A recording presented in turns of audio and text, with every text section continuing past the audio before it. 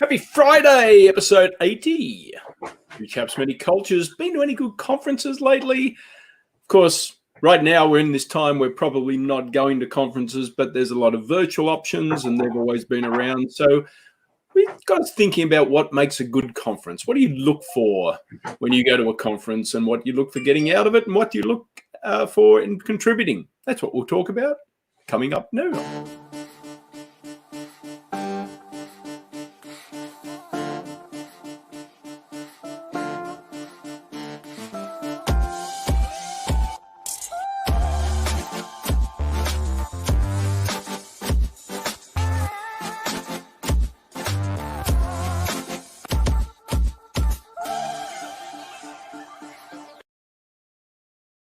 And as we roll into the weekend, how are you, sir?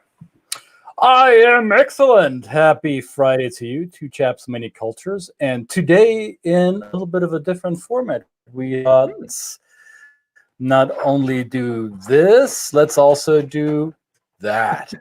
We're playing around with the camera. Does that mean we avoid the camera putting on 10 pounds? I don't know whether well, that's true. There's no hope for me in that case. And for the first time, hello, LinkedIn. We're streaming two chaps, many cultures to my LinkedIn profile. So those of you who are watching via the LinkedIn, welcome everybody. Well, there's already two people who say hello from Chicago via LinkedIn. Hey, Rory, Chicago. And we have Andreas from Atlanta. All right. So as you are on LinkedIn or on YouTube or on Facebook, give us the thumbs up, throw in the hearts, do the likes, do the, I don't know what you need to do. And share. Ted Cohen from LA. Would you believe that? Mr. Cohen, I haven't seen you in forever. One of my old contacts from the music industry times. Good to see you here. Excellent. Does that mean stories? Mr. Cohen would have stories. Actually, that would be Ted. Now that you're on the hook. We're going to get you for one of these episodes. I want to hear some of those stories. You have no idea, Brett. Very good. So throw us a like, share the hell out of this, and comment, and whatever it is you do in the social realm. This is what this is for. This is why we're happy that LinkedIn was putting their fairy dust on this program. Let's see what damage we can do. But Brett, what are we talking about today? Conferences in COVID times? Are you nuts? Yes, I know. Well, I mean, I like a good conference. I do like going to a good conference. I guess everybody's got a different opinion on what makes a good conference. But I think having just gone through transferring what was essentially a live conference where people were going to show up into a virtual conference, which we've had to do, we've got some good takeaway. I think I've got some good takeaways coming or getting the feedback from the attendees into actually asking how can we create what we did at this virtual conference and turn it into something we can do in a live conference, which I never expected. And it made me think about what really makes a good conference, what has made a good conference in the past. How do you get out? What do you get out of it? How do you feel like contributing to it, and so on and so forth? Yeah. So that's what I thought we'd talk about. Yeah. That's what we would like to hear from you as you're watching this. What actually makes a conference worthwhile attending, whether it was back in the good old days 7 months ago when you mixed and mingled with people in closed spaces, or what makes a good conference now. So for some of us who've been going to conferences throughout their careers, it may just be on autopilot. You register, you pay, you get the program, you get the app for the phone or whatever it is, or the conference flyer, and you go. But what is it that makes a conference great? And as you were charged or challenged with transferring what used to be an in-person conference into an online conference, and by the way, excellent job on that, Brett. I think you were thrown into that soul searching. What is worth transferring? How do we transfer it into the remote world? So, I mean, for me, this is my very personal, unimportant opinion. a good conference for me is when I make new connections, when I have the ability to exchange thoughts, ideas, business models, hear war stories, get best practices, learn. If I walk away from it having learned something new, then it was worth my while. And if I made new connections that could either further my business or further my mission, or if I made contacts whom I can contribute to make their lives better. So Ted here says, the ability to go in a corner to either meet for the first time or catch up. Right. Excellent. So to find a quiet space or a safe space where you can have an undisturbed interaction. Good Absolutely. point. What makes a good conference for you, Brett? I'm the same. Added to, of course, and you no doubt the same for you, is to connect, and as just mentioned by the comment, it is catching up with people that you know already too, right? And that is always, it's always good to see people in person. So that's what was challenging when we kind of thought about a virtual conference, is how do we take all those things that you brought into play there, how do we put those in virtual? You know, everybody, right. I guess at the moment, even before COVID, people were looking for maybe a more inexpensive way to recreate what they could get at a conference, even though they probably did earmark some key conferences that they would always be willing to get on an aeroplane for and pay the money in travel and things like that. But in the virtual space, it takes away the cost of the travel. But then, of course, you're left with trying to recreate what was essentially a great experience in being able to, just pull someone into a corner and have a bit of a chin wag with them, you know. And so and of course that depends on a platform. And when I was assessing the platforms for doing this, there were many ideas that people had just responded with, platforms that they thought was recreating that, but it seemed as though that they'd never been to a conference themselves. You know, it just seemed they were trying to recreate a Zoom platform, and that's not a conference. This is this is an ongoing exchange of ideas and interaction, personal interaction with people. So we were lucky to come up with a platform called Remo. This is not an advertisement for that, but it was interesting. The feedback that we got is that in that platform, there was the ability to take sit at a table with another person, or sit at a table with 8 people, or 6 or 8 people, where you got the chance to meet and bump into people you probably wouldn't have otherwise bumped into, like you would at a virtual at a regular conference, but also catch up with people you know. And it formed, a lot of people mentioned that it was a different conversation that took place at an in-person conference, and better, which was really surprising. I said, at an in-person conference, someone mentioned this the other day, you can walk in, your eyes will scan the room, you will either see a group of people over there that are probably very well into a conversation that you don't want to interrupt. So therefore, well, I don't want to go over there. And then I don't know this one person, that group, and I don't know whether Absolutely. And so for me, a great conference is, there's a choice there. You have a choice of being able to wander around, be as visible or as invisible as you want to be, and you can engage with whoever. But what somebody said is that tends to imbue a conference with a little bit of groupthink, right? People tend to kind of stick with who they know and what they know in the conversations, which is safe.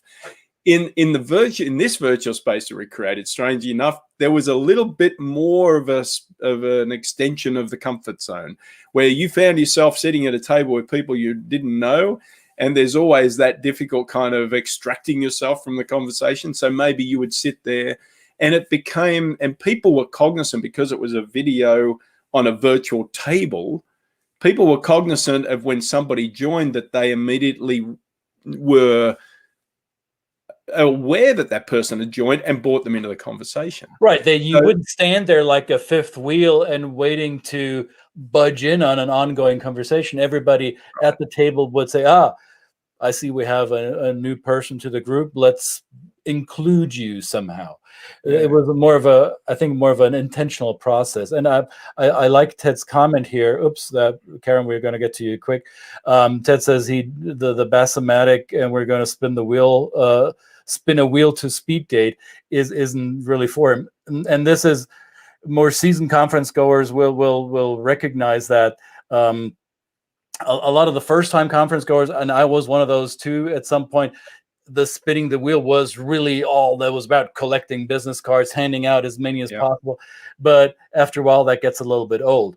What does Karen say? Karen says, looking to make a connection that speaks your quote unquote language, finding an unexpected solution or answer to a problem you didn't even necessarily realize you had, being able to present an answer/solution to somebody else's problem. Well, and isn't that what business is about? To having a solution to somebody else's problem, right? And that makes a great conference. Absolutely. That's an interesting point that Ted and I, in assessing the platforms, and Karen, spent more time, Karen's here, she spent more time just as, than me assessing them. And there were a number of those spinning wheel type of networking things. And something just came to mind, because culturally it indicated who was the designer of that platform. And many of those platforms were, by their very essence, created by people that came from a mindset of, yes, a spinning wheel to transaction. Like you said, let's get a business card. Let's find perhaps, somebody that we might make a connection with and politely, but otherwise politely disappear and go, well, they're no use to me. Right.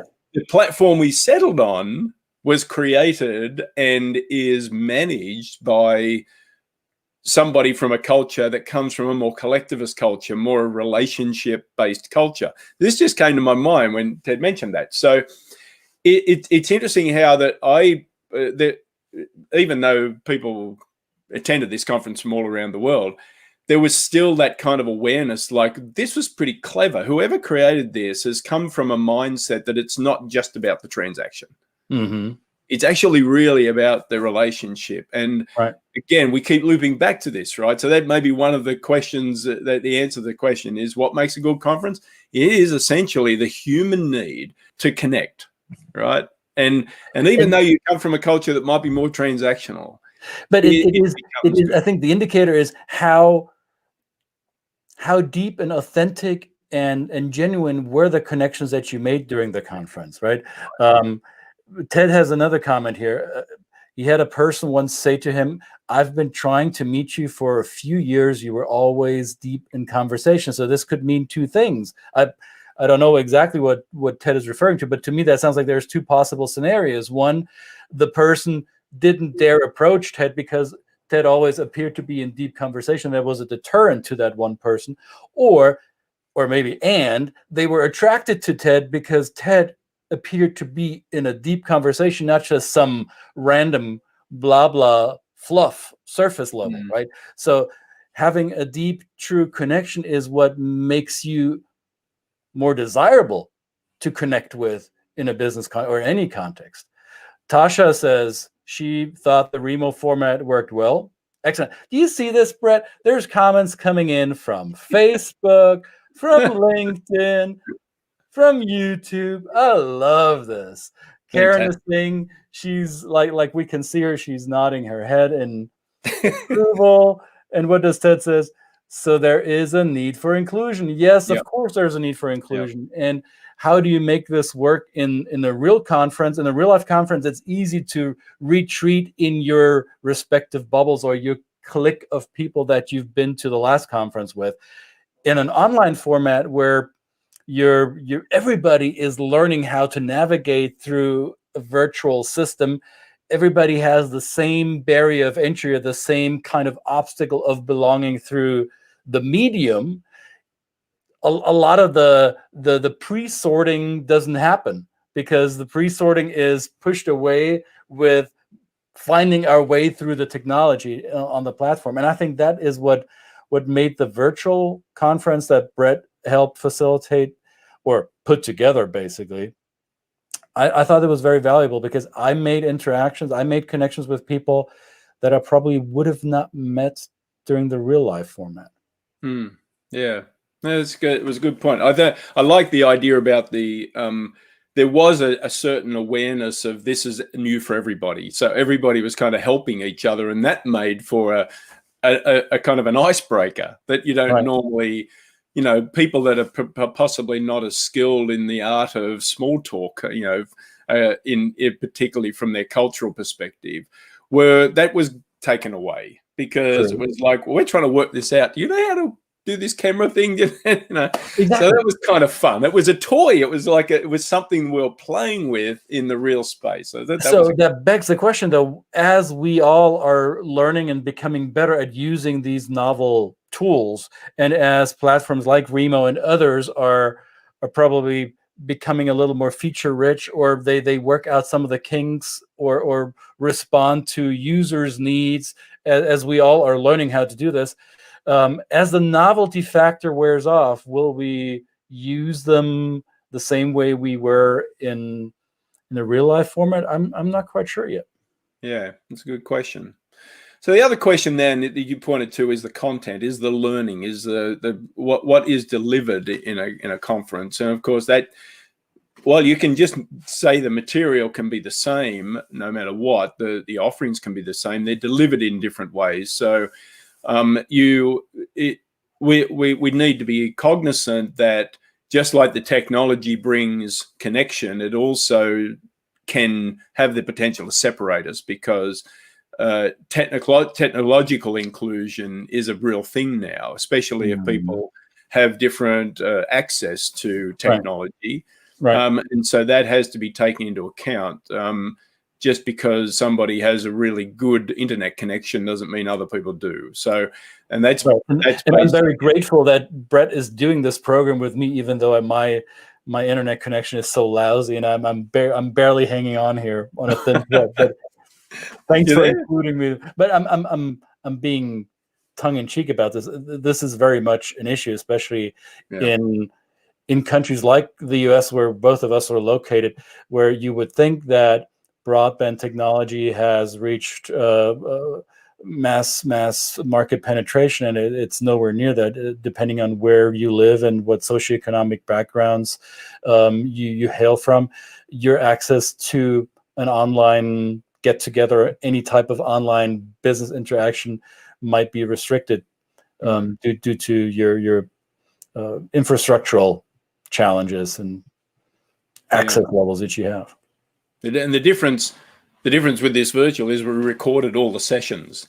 So when it comes to the learning, that's not something that you could do it, I guess, in an in-person conference, but it would take a team of camera people and audio people to do. But it's something you can capture more readily and easily on the virtual platform, in which we did. And so you then say, okay, you came to the conference for the 5 or 6 days. That's great. I'm glad you made the connection. But 6 months later, you're going to still have access to the workshops and the information that you missed. So that really adds a whole nother layer. I thought that was something that was really valuable for people. So plus, I think the fact that you recorded it, and I think what many conferences are now doing is, instead of making it like a 2 or 3 day consecutive days event with multiple tiers of workshops and keynotes and hangouts and whatnot, where there's a schedule of overlapping or concurrent sessions, which make you pick and choose. Well, do I go to room 17B or do I go to 11A? I wish I could go to both, but I can't. Now doing it in a virtual format, many conferences are spreading it out over the course of a week or maybe even 10 days, and there are no concurrent sessions. It's all linear, and you choose, do I engage on Monday or on Wednesday, or do I do both, or am I there at every day? But that actually lowers the bar of entry, or even broadens the perspective of audience. I think it certainly helped me, because I didn't have to decide, do I go here, do I go there? I could just attend anything. Yeah, and in normal in-person, and at the conference we're talking about, there was up to 7 or 8 concurrent sessions. So it made it very difficult. And it also it diffused the audience, because some people would have only like 5 people in their session. And then other people would have 25. what we found in this experience, even though we had concurrent sessions, it was only like 2 at a time, or maybe 3 at the most. And even on the last day of the conference, we had 50, 60 people in workshops, which was just amazing. It was just fantastic. It was, and so the value that, or I guess the great response for the presenters is that they then felt that what they were presenting was really of value. And I would argue, of course, you could tell them, it wouldn't matter if one person was in the room. What you've got to say is valuable. It's always valuable. And if you change that one person's, or you give that one person, but I think having, it's nothing better to have a big crowd, right? That's great, So as a presenter, what makes a good conference is, I think preparation for yourself in using whatever tools that the host gives you to be able to promote and get the word out there about what information you're going to share and how it's going to be presented. Is a big plus to be able to do that if you can have the access to it. Because again, as an attendee, that's what I want to see. I want to see what it's actually something that we probably fell down a little bit on this recent conference, is that someone did make the mention, great conference and everything, but the abstract of the presentations wasn't as clear because we didn't communicate them. We communicated the heading, but the heading doesn't tell you exactly what is going to be presented. So that would be something, I think, if you were to do this. This is fine-tuning. I think the whole marketing of these conferences has to change. Also fee structures will be changing, because you can't charge high dollars for a virtual event like you did in the past when you were renting out a conference center and needed all the rooms. All the hardware logistics isn't the same anymore, so the price is not justified to do the same thing in the online world. Plus, by doing it virtual, sure, you incur different types of cost, infrastructure costs, and maybe you need more paid volunteers to help you produce the event than you did before. Overall, I think it'll bring costs down, and it will pressure any conference organizer to really formulate and articulate their USP. Why should I come to your conference? Why should I invest my time if I'm not flying and I'm having to negotiate my work hours with maybe spending 2 or 3 hours online for the conference while I'm in my pajama bottoms at my work from home desk? Conference organizers really have to justify, why would it matter? Why would I go there? And so the whole marketing and communication approach of a conference will I think, change. I'm not a conference organizer, but I would expect them to change their approach from a consumer perspective. I want to be addressed differently. I want to be talked to differently now in this world. Yeah. There is also, speaking about the cost, so there is an assumption, and this obviously this comes into play on the work we do. I mean, just because we're transferring to virtual, there is a perception that people are saying, well, you don't have to get on a plane, you don't have to come and visit me, you don't have to print a book, you don't have to do any of that. So therefore, shouldn't the cost be lower for this virtual delivery? And I would argue that there's probably a valid point, but then that doesn't mean that you're still not getting the same value out of it. So yeah, that becomes, as a conference organizer, that balance between what's a fair fee for entrance is good, but this brings in the opportunity to make an argument to sponsors to say, I love going to a conference where there's a lot of contributing sponsors that are bringing their products and services that I can have a look at, and I can talk to somebody and ask them whether it's, and assess whether it's worth me investing in their business, at least in what they're offering. So the expansive opportunity for sponsors now is that, just like this conference that we had, where maybe if we were in a pretty finite space and we had a captive audience of 200 or 300 people, then the sponsor just had that person. Now we were exposed to a global audience, right? And it was a really good, and I think that has to be fine tuned too. And the opportunity and the wider scope of opportunity for perhaps not exclude the big organizations, that just somebody that is just a small individual proprietor that wants to put their message out there can afford that. Yeah. I want to close. Great thoughts, by the way, and all of you, great comments, great input. Love this, and I have the feeling that LinkedIn is adding a whole new level of texture here. I want to bring up my friend Ross here. Ross, I haven't seen you in too long, so full disclosure, I've known this gentleman for a while, so and he is having an issue with gray hair showing. Okay, yeah, well, Ross, not everybody is blessed with a hair-free scalp like you are, so we call them low maintenance gardens. Thanks very much. I proudly wear the gray, Ross. All right, just getting that out there. And Ted here says, I just participated in an event that fed X'd wine and cheese as a swag bag. Ooh. Yeah, now that was interesting because I attended the conference a couple of weeks before the one we hosted, and they did send a little. In fact, I got it here. I'll even give up the name. It was HubSpot. And they sent me a little ticket. They sent me a ticket, and they sent me a little coffee sachet, and other little things. I mean, it's a physical thing. I think that's a great idea. Something physical that you get in the mail. I mean, it's kind of nice. I like how Ted called it a swag bag. It's the shock and awe package, right? So if there's that's a marketing thing. You need to be able to capture people's attention. In the virtual space, you can get speakers who don't usually want to travel, and that is true as well. Yeah, so many good aspects here. And I will also add, just finally, that add some fun. Don't forget the fun. We had some fun at this conference, and even at the end there was a party. A Zoom party, and you never know how these things are going to show out. But we just had like a couple of hours where we thought we'll just get people on. We're just going to. It's kind of like a decompression chamber. People. You can just be yourself. You can go crazy on video. And I had all these plans about breakout rooms and discussions about what was good about the conference. It all went to crap. People just went, no, just keep playing music, and we're going to dance. And it went for an hour and a half. It went for an hour and a half longer than I thought it would.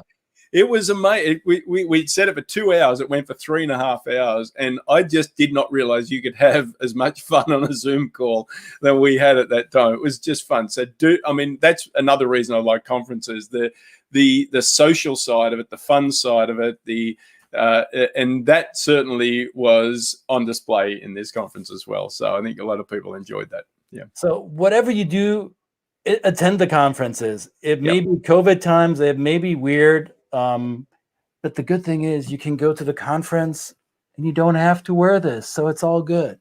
Right. So with that, happy weekend to everybody. To those of you who are watching this for the first time, because it's now on LinkedIn. Yay. This was episode 80. So I'm not going to say you missed a lot. Yes, you did. However, the good thing is, we record this stuff, right? So this lives on Brett's YouTube channel, on my YouTube channel. The links are in the show notes, or if you don't want to look that up, just go on YouTube and Google our respective names.